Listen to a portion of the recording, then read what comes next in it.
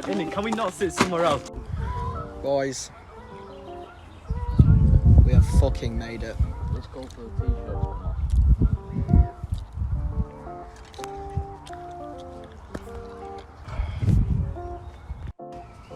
Only if you boys can see what I see. What we are seeing, what you see. Not like exactly. No. I look so weird right now, bruv. Yo boys, what's fucking going on? It's Cooper. I'm back with another fucking video. We got the face cam on today. Well, it's not really a face cam, I'll show you.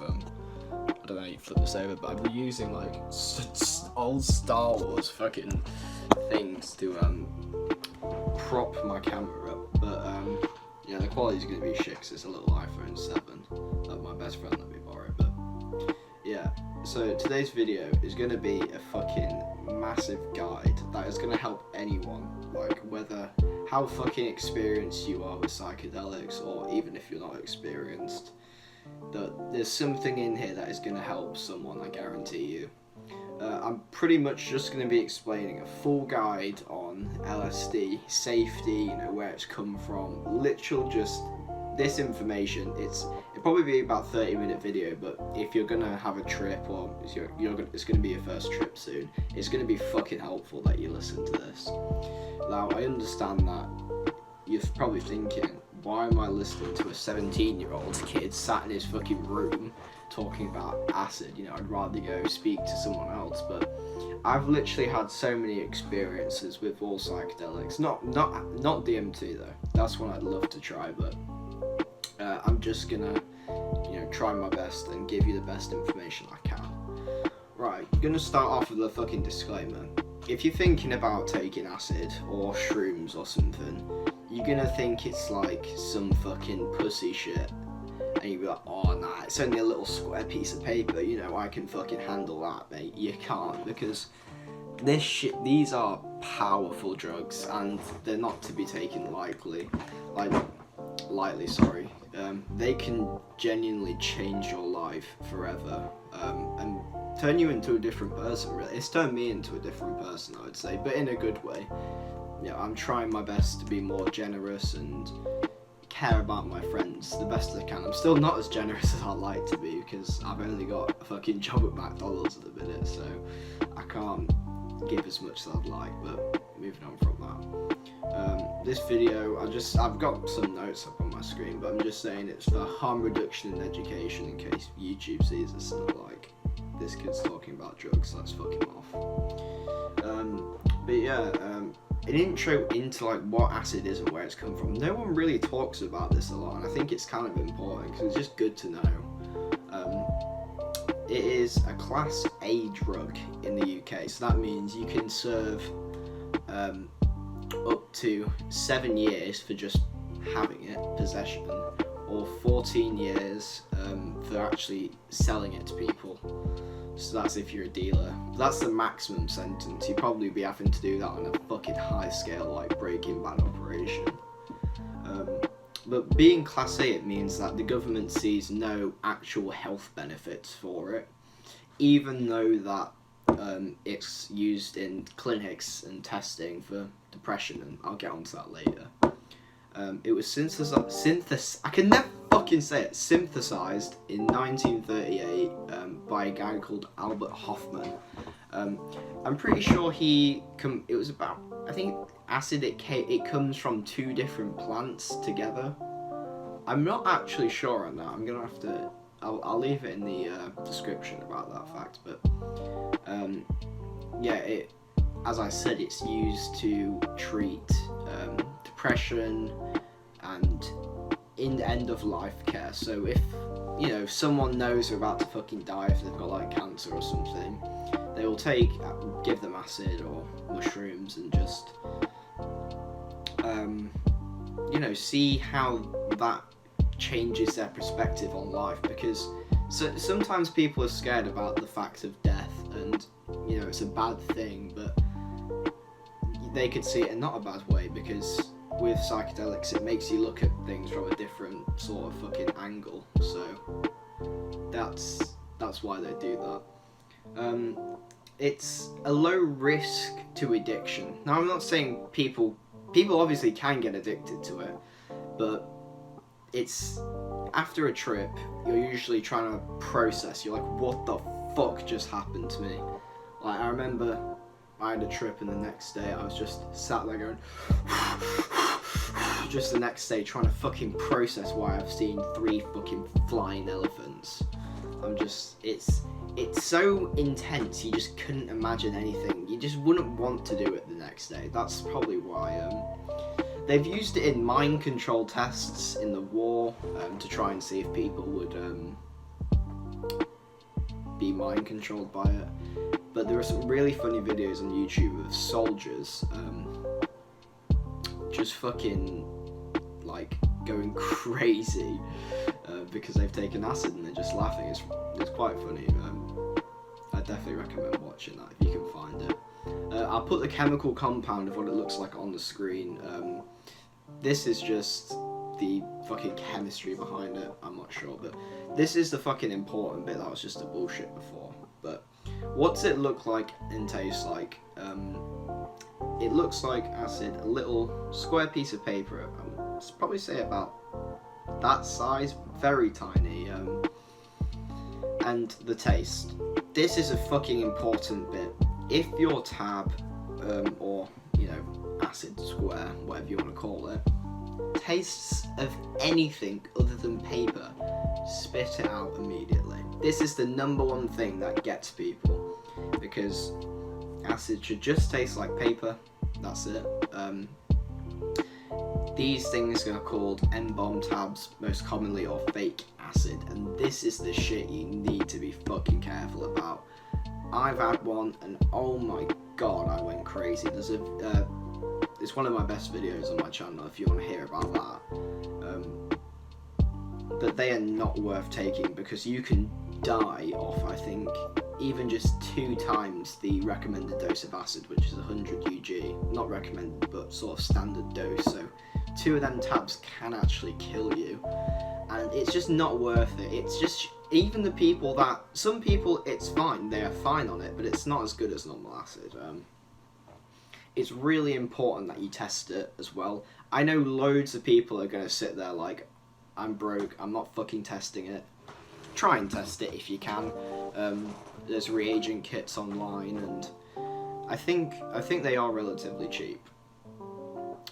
Yeah, but definitely spit it out, because it's just, I obviously thought, you know, I'm not wasting my fucking money. Like, I'm just gonna do it anyway. I've spent a tenner on this. I don't give a fuck. But if you'd watched my video, you just know how bad that went.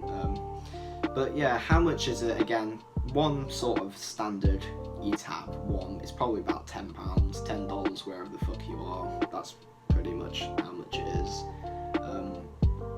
But usually if you're buying it in a bigger amount, it will be on a sheet, a massive square sheet with all the tabs individually cut on the sheet, and they usually have something on it called blotter art, which is sort of like a design on the tabs. You'll see some of them are just white, but most of them have like this cool design of some fucking alien or some trippy shit. The best way to take it is, most people say put it on your tongue. I like to put it underneath my tongue and just keep it there for about 5 to 10 minutes. That's all you need. Just get it all sort of mushy, and then I usually just swallow it afterwards. But that's obviously if you fucking checked it and made sure it's not fucking a fake acid tab.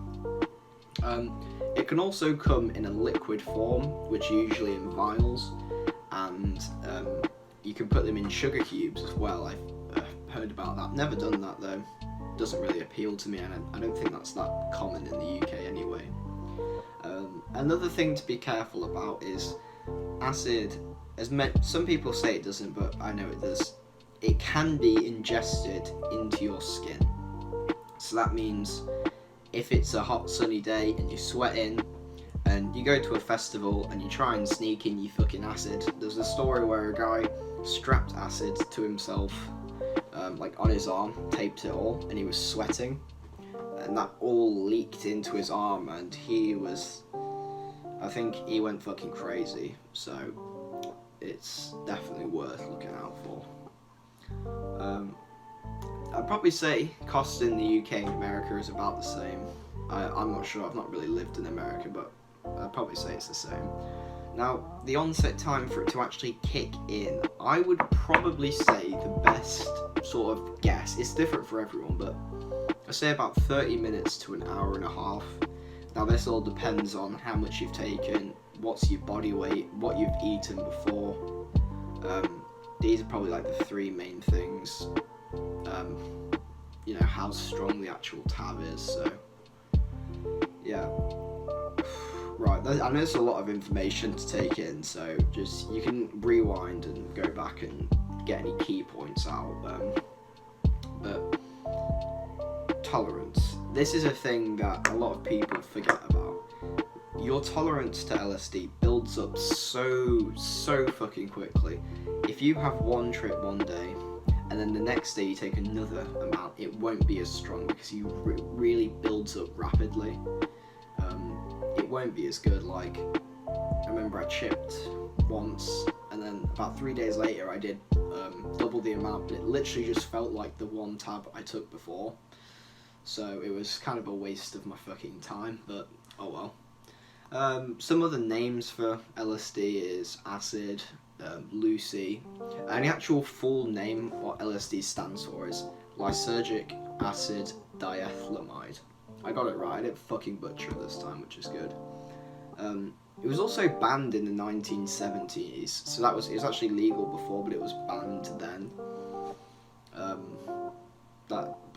When they've not really thought about unbanning it until now. I don't think they would ban LSD.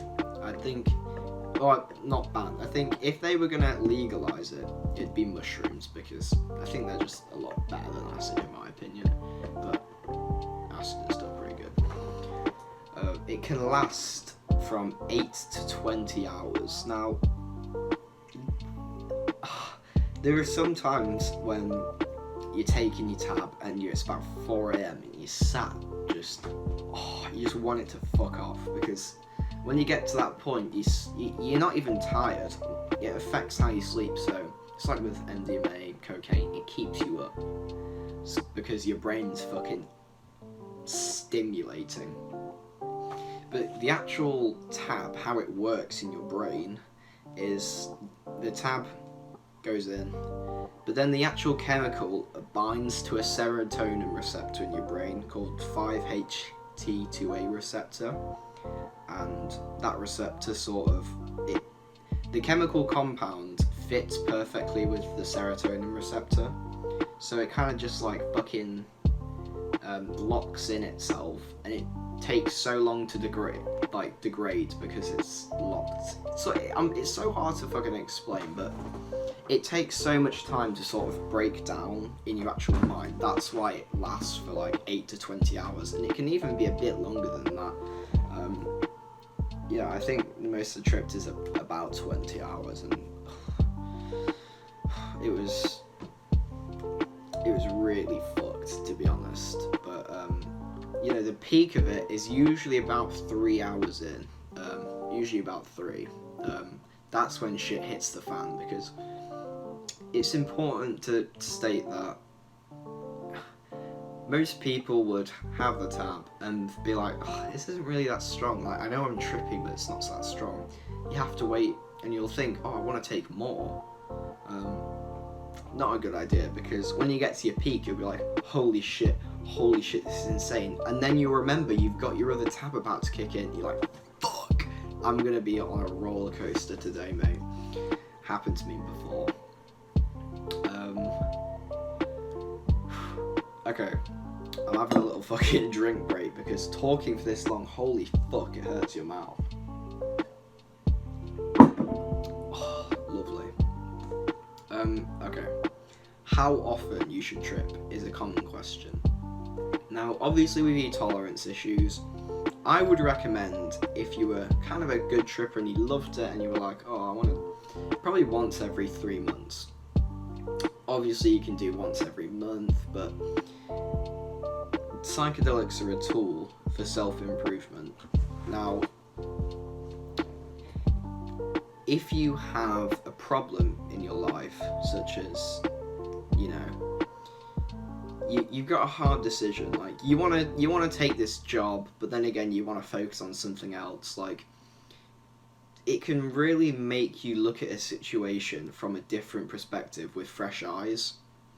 Like, you can fully break down your problem that you're having or some issue in your life, and you can pick it apart and look at it and you can understand it better. I know if you've never taken psychedelics, you'd be like, what the fuck, that makes no sense, but it's definitely a tool, not really a recreational drug. Most people use it recreationally. I use it recreationally, but I know I shouldn't, and it's bad. But, you know, you do what you do. I'm not here to tell you how much you can trip and how little, but I'm just here to recommend. Okay, moving on. LSD acid is measured in micrograms. This is why when you'll see on your dealer's story 100 UG tabs or 200 UG tabs, because UG stands for micrograms, because it's so potent you only need little amounts. And most people wonder, can you overdose off acid and die? You can, but it's really fucking high, and I think it's about 14,000 micrograms to overdose. And from my calculations, that's taking about 140 times the recommended dose of just 100 UG. So I don't think it's really rare. Most people wouldn't die from LSD. They'd die from jumping off a building or something like that, even though that's not what happens all the time.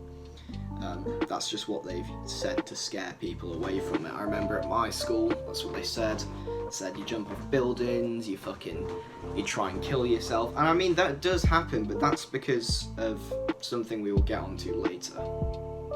Right, the good bit, what to expect. Now, I'm going to leave a link to the Psychonaut Wiki, which is pretty much where it shows all of the effects of psychedelics in, like, with videos, and it's actually quite accurate. It's a really good website to sort of get a general idea of what you're going to experience, but it's really different for every person. But this is just like the general sort of, you know, sort of basic videos to sort, you know, what have you, and get to know what the fuck you're about to experience. Even though you can prepare yourself, but you can't prepare yourself until you, like, actually you can never really fully prepare yourself. That's what I was trying to say. You'll get dilated pupils, so that's just like your eye here, it would be massive, like the black part of your eye goes massive. This depends if you're indoors or you're outside, so being indoors it will go mine go absolutely huge if I'm indoors.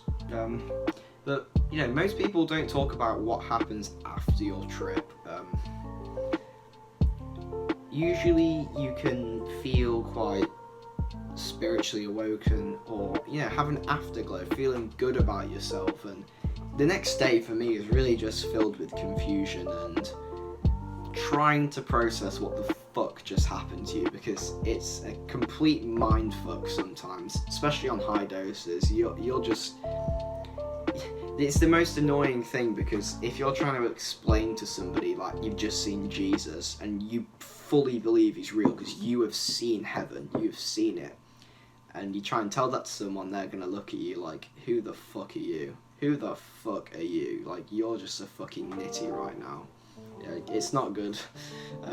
My best friend Arthur, me and him have seen some fucking mad shit, and it's really good to talk to someone, especially after your trip, who has tripped before, if that makes sense.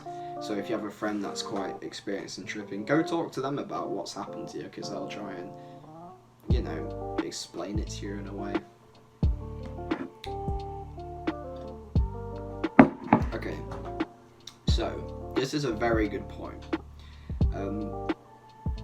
If you're wanting to have a strong trip, but you're kind of scared about taking a high amount, the best thing to do is to meditate and do breath work when you're tripping.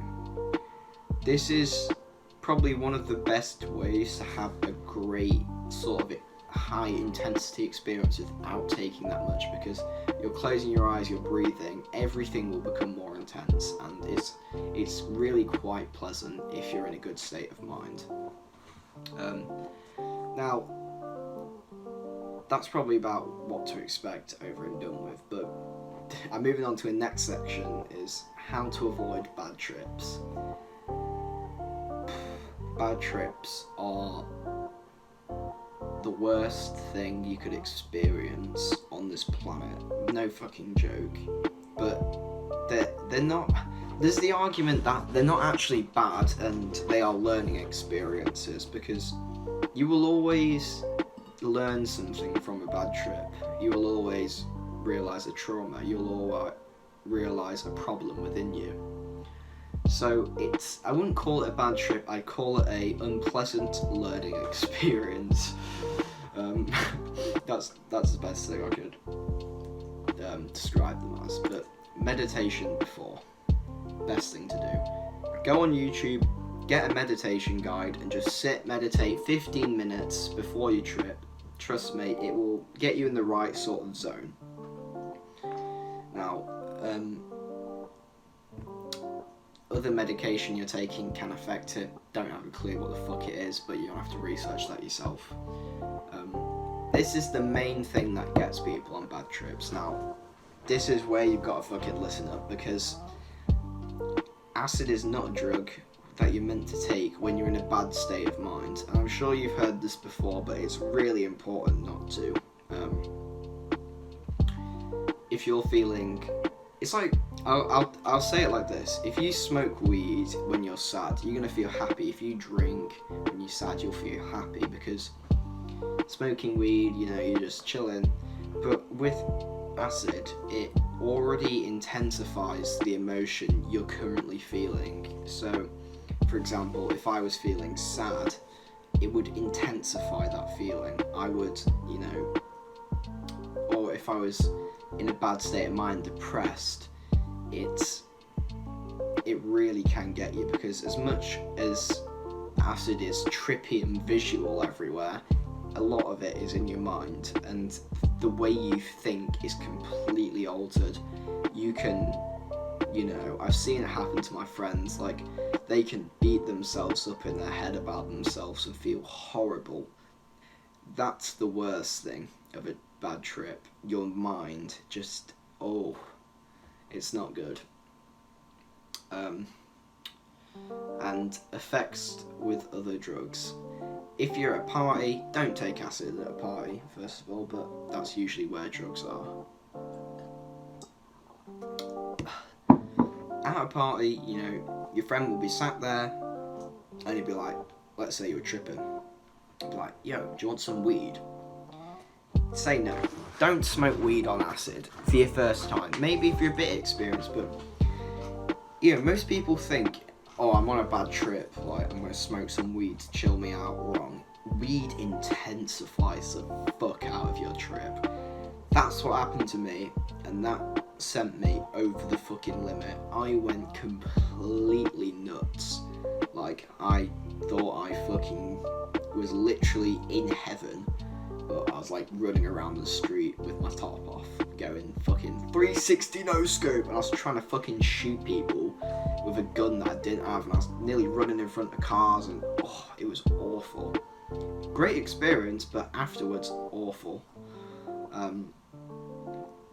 But yeah, I'm gonna leave a link to a drug chart, and this will show all of the effects that different drugs have with each other and how risky it is to do it. It's quite it's quite a useful tool to have. Like, for example, drinking alcohol and doing cocaine is poison to your body, turns it into ethanol, something like that, and it's literally poison in your body, so it's definitely not good for you. And also, this is another important thing that will, make your trip a lot better, a lot worse. Taking it with trusted friends, that's the most important thing. Don't go and do it by yourself for your first time. I did that, and it it was actually alright, to be fair, until I started seeing Five Nights at Freddy's characters come into my room, and I was like, what the fuck? I know, it was awful. I saw bloody Balloon Boy come up to my fucking face and was going, hi! And then just pissed off into nothingness. Freddy Fazbear was coming through my door, about to jump scare me, and I was like, please don't! I was shitting myself, but then I went on my phone and I was fine after that. A little bit off topic, but taking it with trusted friends. Don't take it with randomers, because that's fucking awful. That is it's the worst thing. That's like my worst nightmare, being with ASSID with people I didn't like. And just looking at my notes, research your drug, which you are doing, it's good. Research. This video probably won't be enough, but I'm trying to synthesize all my ideas into one video for you guys, so you'll be able to, you won't have to do as much research, because I feel like I've got most of the stuff in here, but still got a bit to talk about. A good rule of thumb to go by is, you can always take more, but you can never take less. So don't go in too hard when you first go, take half your tab, wait for your peak, take more if you want, but in most cases you won't even need more, you'll be chilling. I'd probably say your recommended dose, 100 UG your first time, but do half of that, so it's 50. Most dealers will say on their stories or Telegram that you've got 300 UG triple dose tabs. Just that's bullshit. Most of them are not going to be 300 UG. Like, that's just complete wank. Not saying just do it, but you know, just try and just test it if you can.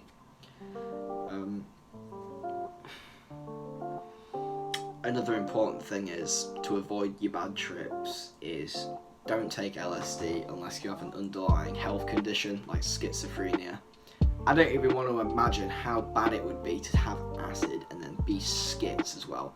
That would be fucking that would, to anyone who's experienced that, fucking fair play, because that must be awful. And another big factor of your bad trips is where you are, what you're doing. So you don't want to be in fucking town walking around at night like cocks. You want to be summer's day in nature with your best friends chilling. Like at the start of the video I put just a couple clips of me and my friends.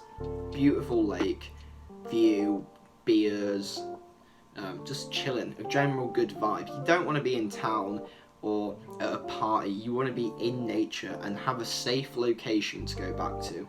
So that could be a tent, a friend's house, just some, like a fucking respawn point. You want a base to go back to. Because you don't really want to go home and fucking see your parents on it, because that's just, I've done that, not good.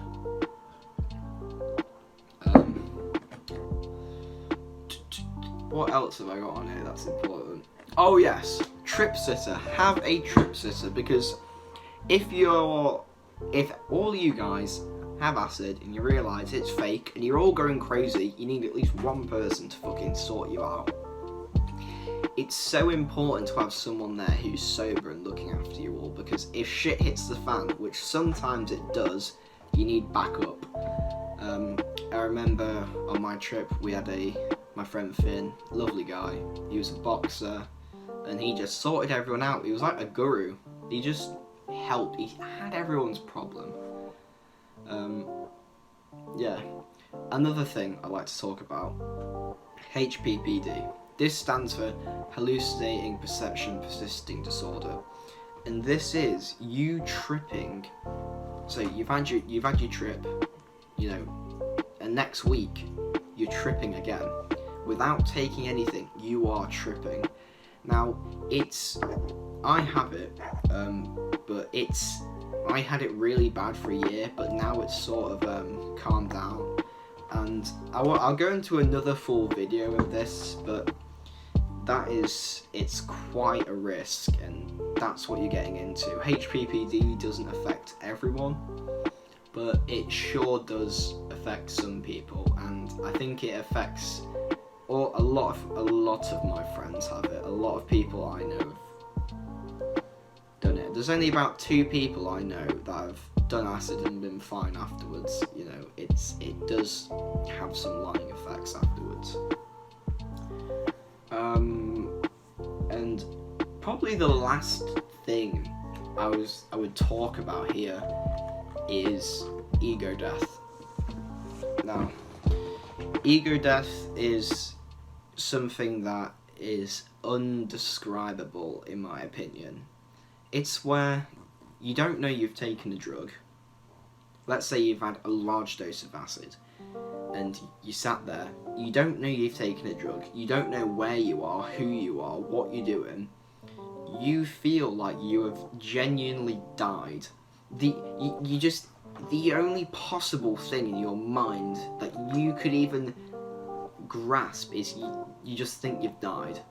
That was my natural reaction. I thought I died when I went through my ego death. It's the only thing your brain can do to comprehend. It's your natural thought. You think you're dead. It's a pleasant experience, in my opinion. I thought I was in heaven.